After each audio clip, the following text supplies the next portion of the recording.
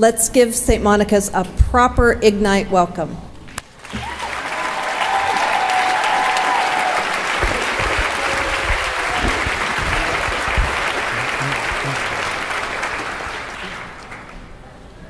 Could use a lot more compassion and empathy.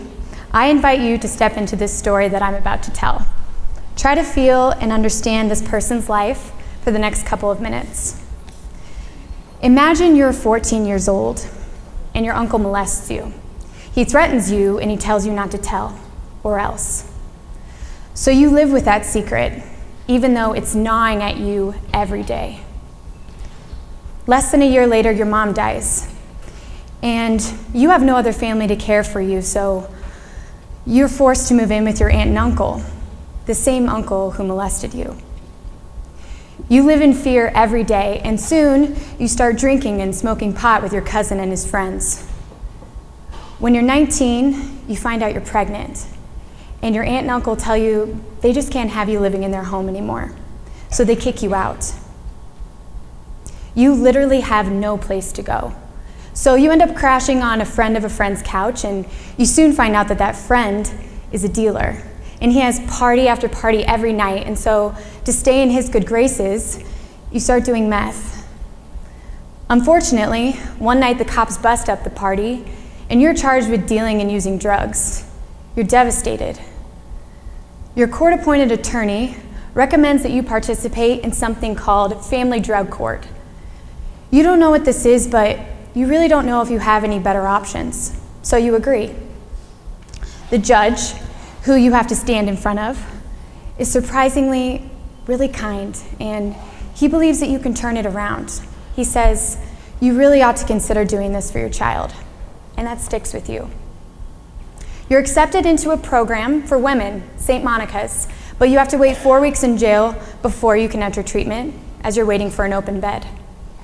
Once you enter treatment, you meet with a nurse, and she quickly realizes that you've had no prenatal care up to this point.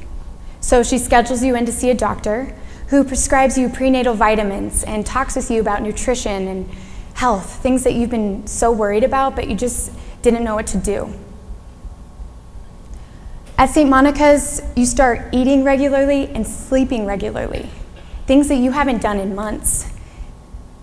You're accepted into a program, Project Mother and Child, where women can go through treatment and have their child with them, and it's during this time that you have your baby, and it's a little girl, and she tests negative for drugs in her system. Your fear of losing her is over. You can take her home, and you go back to Project Mother and Child. You graduate from this program, and after 8 months in total, you meet with a peer mentor specialist, somebody who's walked in your shoes and knows what it's like, and she helps you find your first apartment. Fast forward, and you're 26 years old. You're working part-time, and you're going to school part-time, and your beautiful little 5-year-old girl is thriving, and she's smart as a whip. You've never felt more whole and more hopeful in your entire life, and more than anything, you want to help other women who are going through the same struggles that you experienced just years ago. This is just one story of life-changing recovery out of over 400 every year at St. Monica's. Not every woman's story is the same, but many who enter treatment have experienced some kind of extreme trauma or loss, like I just described in the story tonight. Just imagine how many more lives St. Monica's could ignite with hope and happiness with tonight's prize. Thank you for being here tonight.